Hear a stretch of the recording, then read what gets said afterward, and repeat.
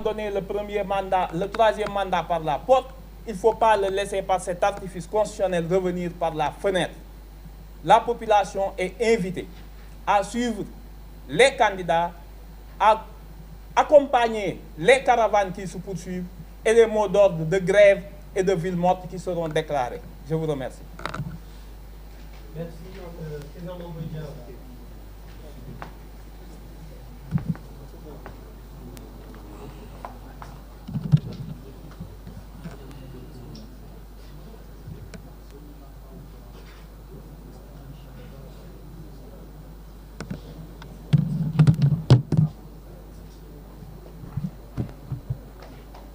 Voilà, mesdames et messieurs, à la suite de mes deux prédécesseurs, je voudrais déjà saluer la communauté musulmane sénégalaise qui fête aujourd'hui Kazu Rajab, exprimer tout mon soutien aux députés qui ont dû être évacués de la salle de l'hémicycle pour permettre que la forfaiture passe et leur dire qu'ils sont la fierté du Sénégal et des Sénégalais.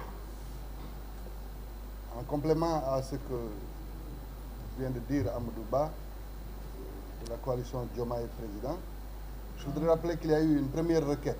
La première requête concerne les candidats pris individuellement et qui voudrait qu'en application des dispositions des articles 29 et 34 de la Constitution sénégalaise, que le Conseil constitutionnel continue de jouer son rôle.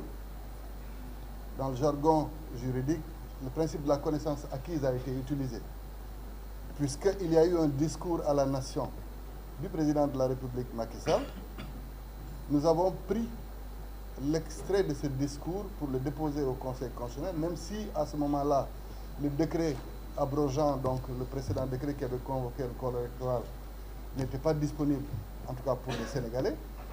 Donc nous avons demandé au Conseil constitutionnel de continuer à être l'arbitre du jeu électoral comme le prévoient les dispositions légales et réglementaires. Et en même temps, nous lui avons demandé, conformément aux dispositions de l'alinéa 7 de l'article 103, de continuer à jouer son rôle. Et cet alinéa est hyper vital pour la survie du Sénégal. Parce que c'est dans cet alinéa que la forme républicaine de l'État du Sénégal est rendue intangible. Quand nous rendons intangible notre forme républicaine et que nous rendons intangible du fait de leur réforme consolidante de 2016, la durée du mandat, je pense qu'il n'y a plus de sujet à débattre du point de vue du droit et que cette première requête déposée par les candidats eux-mêmes devrait suffire à rétablir les candidats dans leurs droits pour que le processus électoral continue. Je rappelle d'ailleurs que cet alinéa découle de leur réforme consolidante de 2016.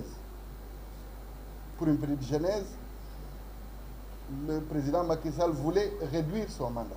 Et il a consulté le Conseil constitutionnel pour lui dire que je voudrais ramener mon mandat de 7 à 5 ans. Le Conseil constitutionnel lui dit tu es incompétent quand il s'agit de la durée du mandat. Et qu'en aucune façon, ce sujet n'est de ta compétence. Qu'en conséquence, d'ailleurs, il faudrait que tu continues ton mandat jusqu'à son terme en 2019. Et c'est à la suite de ça que nous sommes partis dans le cadre d'un référendum pour dire qu'en aucune façon, nous ne pouvons revenir sur la durée du mandat, ni sur le nombre de mandats consécutifs.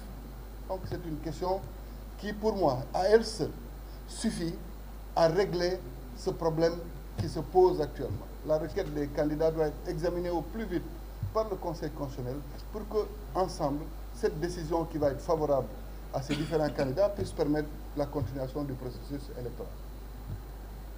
Deuxièmement, comme il a été dit, les députés ont vaillamment résisté, mais ils ont encore une possibilité de pouvoir défendre le Sénégal. C'est de pouvoir saisir encore une fois le Conseil constitutionnel suite au décret qui a été publié. Et nous attendons donc la promulgation de leur loi, le délai de 6 jours, pour pouvoir aussi porter les recours qu'il faut. Parce que si on donne encore une fois une dérogation à un mandat, je rappelle que même dans le cas extrême du décès du président de la République, il n'est donné à son suppléant ou à celui qui exerce la vacance du pouvoir qu'un délai de 3 mois Pourtant, un décès d'un président de la République est un événement très douloureux à vivre pour une nation. Mais à ce moment-là, le président de l'Assemblée nationale ne dispose que de 3 mois avant que les Sénégalais eux-mêmes ne choisissent leurs dirigeants. Donc c'est vous dire combien cette situation que nous vivons est une aberration, est une insulte pour tous les Sénégalais. Car nous sommes la risée du monde. Tous les médias sont en train de rire du Sénégal. Et aujourd'hui, ce n'est plus un combat de candidats. Heureusement que tout le monde l'a compris.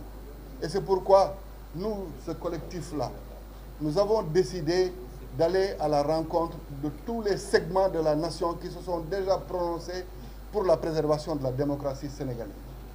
Vous avez dû voir tous les segments des mouvements sociaux, des associations, des autorités religieuses qui ont osé dire la sacralité de la Constitution sénégalaise et que le respect du calendrier électoral est un élément de stabilité de notre nation. Donc dans cette démarche-là, nous appelons tout le monde à l'unité. Il ne s'agit pas d'un combat d'un candidat ou d'un candidat spolié ou d'un parti qui aurait pu vouloir être membre de ce processus et qui ne l'est pas. Il s'agit d'une affaire qui concerne tous les Sénégalais et cette crise permet de régler, si elle est réglée comme nous le souhaitons, définitivement toutes les questions des dérives qui peuvent survenir dans l'avenir. Et c'est pourquoi le collectif de la société civile, des différents acteurs de la société civile qui a pu se prononcer, le collectif des candidats spoliés qui s'est déjà prononcé, toutes les organisations syndicales, toutes les centrales syndicales qui se sont prononcées, les associations et les autres mouvements feront l'objet d'une visite de la part de ce collectif pour qu'ensemble, les décisions qui vont être prises pour mobiliser le peuple sénégalais soient des décisions qui émanent de tout le Sénégal au lieu que ce ne soit des décisions qui émanent d'un ou de plusieurs candidats. Voilà ce que je voulais dire. Et encore une fois, des procédures seront en cours aussi concernant les actes illégaux qui ont été posés par le président de la République et par le gouvernement. Parce que si vous vous rendez compte, dans l'actualité d'hier, ceux qui étaient dans la commission d'enquête de l'Assemblée nationale étaient eux-mêmes en train de laver à grande eau celui qui a été cité dans le texte de loi comme le corrupteur. C'est cette incohérence, cette incongruité qui montre combien il ne s'agit que d'un jeu politique. Rien d'autre. Vous ne pouvez pas être un accusateur, le lendemain, avant même que vous ne meniez les enquêtes, vous revenez pour dire que celui que vous avez accusé est blanc comme neige et que, naturellement, il reste votre candidat. Si c'est un corrupteur, il ne doit plus rester un candidat. De la même manière qu'il faut refuser à d'autres candidats qui ont la double nationalité la prétention qu'ils puissent diriger le pays.